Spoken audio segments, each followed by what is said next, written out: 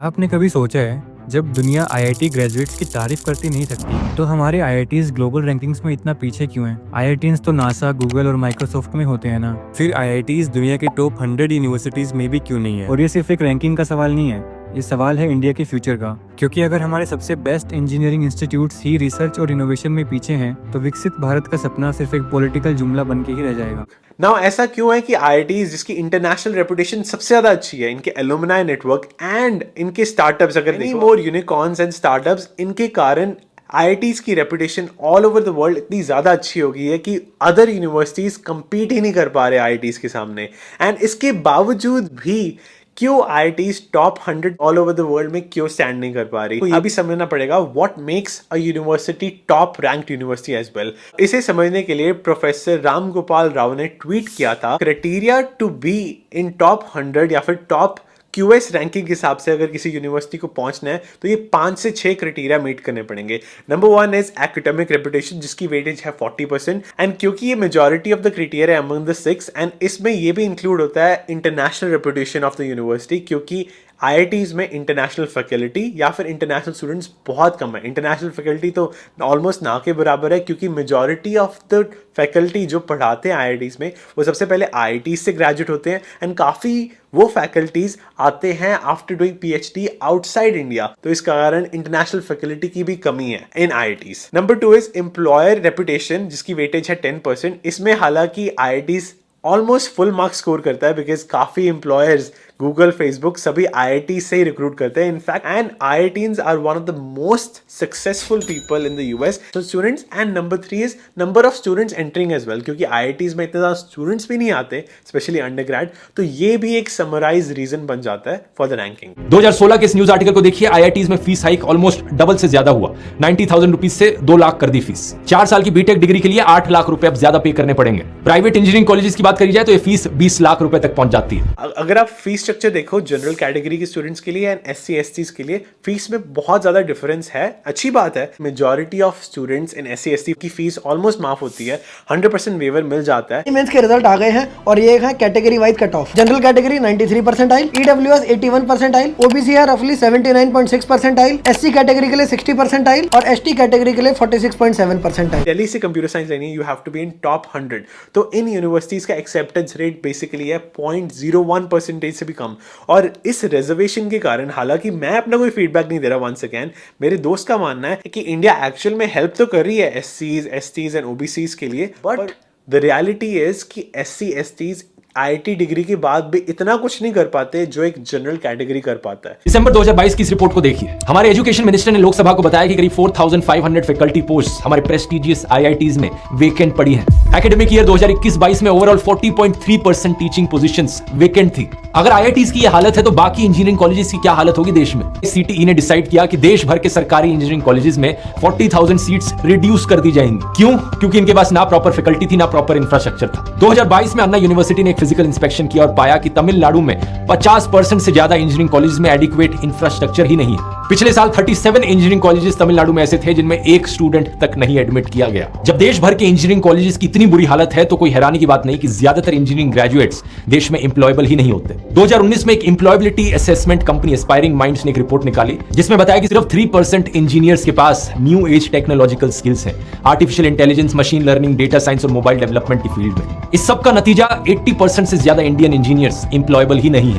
और ये इसलिए नहीं क्योंकि वो आलसी हैं या पढ़ाई में अच्छे नहीं है, बल्कि इसलिए क्योंकि देश में इंजीनियरिंग कॉलेजेस की कमी है और देश के इंजीनियरिंग कॉलेजेस में ढंग के इंफ्रास्ट्रक्चर की कमी है। आईआईटीज का इंफ्रास्ट्रक्चर और रिसर्च इकोसिस्टम उतना रोबस्ट क्यों नहीं है जितना दुनिया के टॉप यूनिवर्सिटीज का है? एक बड़ा रीजन है फंडिंग गैप। जैसे एमआईटी का एनुअल बजट अप्रोक्सीमेटली $4.2 बिलियन, जो कि लगभग 35,000 करोड़ होता है। वहीं आईआईटी बॉम्बे का एनुअल बजट सिर्फ अराउंड 700 से 800 करोड़ के आसपास ही है।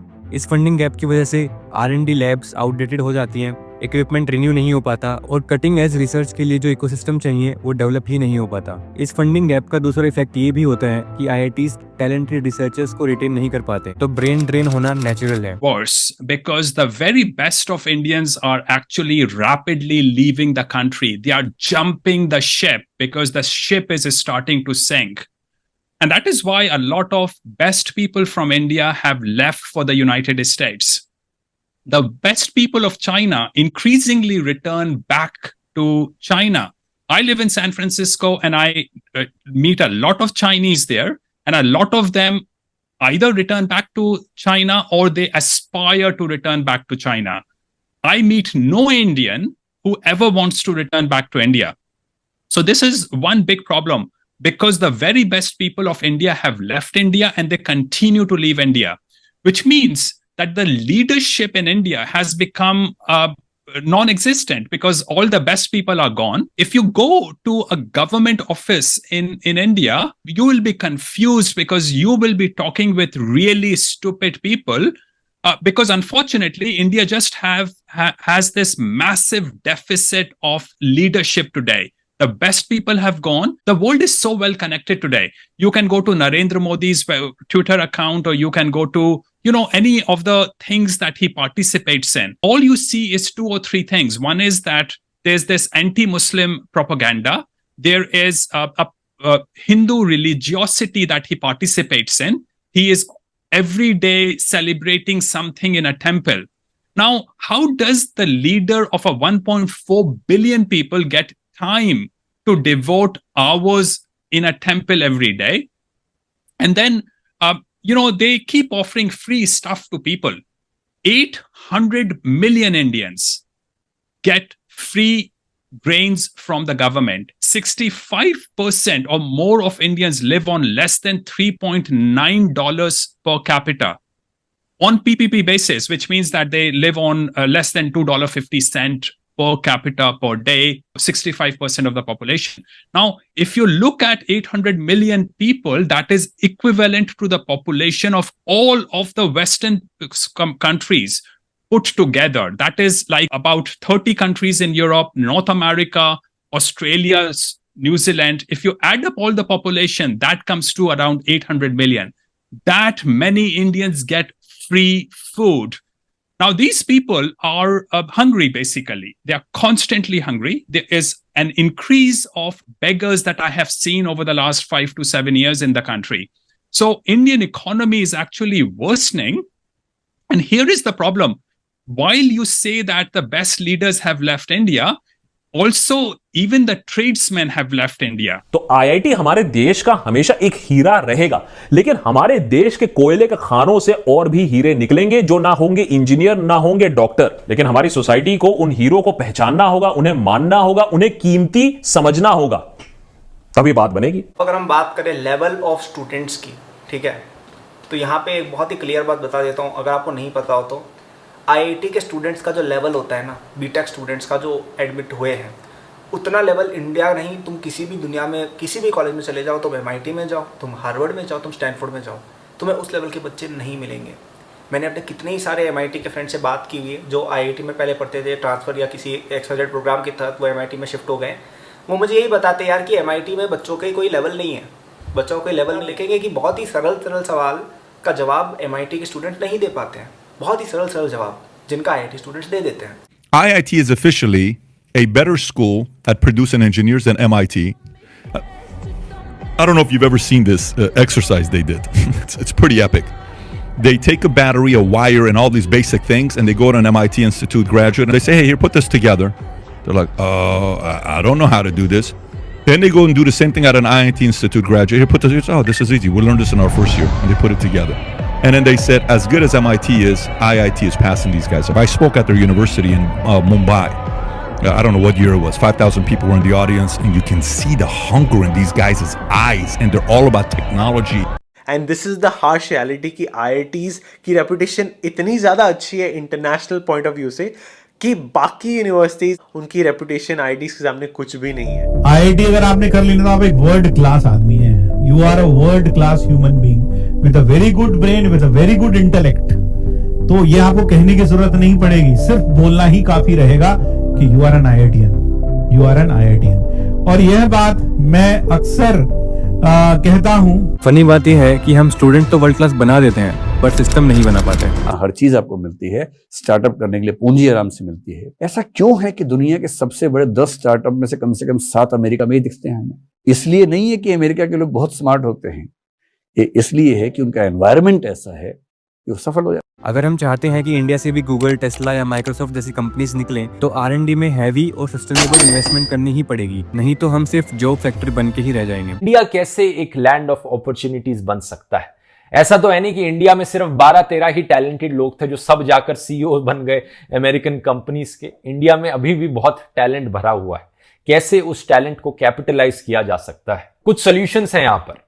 पहला तो यह है कि इंडिया को एक सेफ कंट्री बनाया जाए जहां पर लॉ एंड ऑर्डर एक्चुअली में काम करता है, जहां पर गुंडा राज नहीं चलता, जिसकी मैंने पिछले वीडियो में बात करी थी। एक ऐसी सोसाइटी बनाई जाए जहां पर सब सेफ और सिक्योर फील करें, जहां पर कास्ट के नाम पर, धर्म के नाम पर, रीजन के नाम पर और फैमिली के नाम पर कोई डिस्क्रिमिनेशन नहीं होता हो। सिर्फ डिग्रीज को ही नहीं बल्कि स्किल डेवलपमेंट को ज्यादा सीरियसली लिया जाए ताकि लोग एक्चुअली में ट्रेंड हो सकें काम करने के लिए। सरकार अपना ज्यादा बजट स्पेंड करे रिसर्च और इनोवेशन पर। अपने टैक्स सिस्टम को और बिजनेस सेटअप करने के प्रोसेस को सिंप्लीफाई किया जाए और आसान बनाया जाए कि ये किया जा सके बिना किसी सीए की मदद के। और ये सब तभी हो पाएगा जब IITs को याद आए कि उनका ओरिजिनल विजन क्या था, इंडिया को टेक में दुनिया का लीडर बनाना। और अगर ये विजन रिवाइव हो गया ना, तो IITs को MIT और स्टैनफोर्ड के लेवल पे आने से कोई नहीं रोक पाएगा। अब बात यही है कि क्या सच में हम ये चेंजेस करना चाहते भी हैं या नहीं, क्योंकि जब तक कोई बोलेगा नहीं तब तक कुछ चेंज होगा भी नहीं। यहाँ तक वीडियो देखने के लिए आपका बहुत बहुत शुक्रिया। How MIT's grading system works. So we're on the 5 scale. I think most schools are on the 4.0 scale. So like an A is a 4, a B is a 3. I think for us it's like an A is a 5, a B is a 4, a C is a 3, and then I think like a D is a 1. I graduated from MIT with 5.0 and I feel dumb as shit. I will never feel smart again. And one thing that I would like to emphasize off of that is just like quality of education is not necessarily directly correlated with the school's ranking. I think MIT is like top 3 in US News and World Report. I'm going to tell you right now, I've had a lot of shitty professors. They either just don't have a passion for teaching. I think MIT has poisoned my mind. I make these videos because there isn't that much content out there that discusses the downsides to going to a school like MIT, Stanford, Harvard. There's literally an entire genre of videos on the internet that is dedicated to people finding out that they got into schools like these. Everyone romanticizes the idea of going to MIT, of going to Stanford, of going to an Ivy League so much. Harvard does not produce US presidents and billionaires because of how good it is, but because of how strict the requirements are to join. So Harvard is kind of a scam. And you'd probably love to go to a school like Harvard, Yale, or Princeton. These are some of the most prestigious universities in the world, the Ivy Leagues, but they're also very overrated. कोई भी XYZ अपन foreign की university ले ले, मैं आपसे पूछूं कि यार इंडियन एजुकेशन बेटर है या फॉरेन एजुकेशन बेटर है? इंडियन या फॉरेन, कमेंट करके बताओ। आप में से 90% लोग बोलेंगे फॉरेन एजुकेशन बेटर है। कोई कारण नहीं है, कोई इसके पीछे लॉजिक नहीं है, लेकिन ज़्यादातर लोगों के दिमाग में क्या है, इस तरह की एक धारणा बैठी हुई है कि यार अरे यार अंग्रेज़ भैया आ गए, सलाम साहब, सलाम ठोको, कि बाहर की चीज़ है, फॉरेन की चीज़ है। England, America, Australia, Belgium, Germany, ये अपने इंडिया में कहीं ना कहीं एक चीज़ है। भले ही इसको आप जेनेटिक देखिए, भले ही आप इसको हमारी सोशल कंडीशनिंग देखिए कि हमें हर चीज़ ना बाहर की बड़ी अच्छी लगती है। आप इंडिया में देखेंगे कई सारे जीन्स वगैरह के ब्रांड चलते हैं इंडियन कंपनीज़ के, उनके नाम वो क्या रख देते हैं, अमेरिकन नाम रख देते हैं। इससे यार लगता है यार ये तो कोई बाहर की कंपनी लग रही है और लोग उसको ज़्यादा खरीदते हैं, राइट। इंडियन नाम रखोगे कोई नहीं खरीदने वाला है, राजा बाबू जीन्स कोई नहीं खरीदेगा, राइट। तो ये कहीं ना कहीं अपने दिमाग में इस तरह की कॉम्प्लेक्स बैठी हुई है और इसका कोई लॉजिक नहीं है। तो अपन यहाँ पे पॉइंट बाय पॉइंट अगर हम डिस्कशन करें कि foreign universities versus Indian universities, ठीक है, और ये इंडिया में काफ़ी अमीर लोगों का बैकअप भी रहता है कि IIT देंगे, नहीं सिलेक्शन हुआ तो ठीक है, नहीं सिलेक्शन हो तो बाहर भेज देंगे, ठीक है।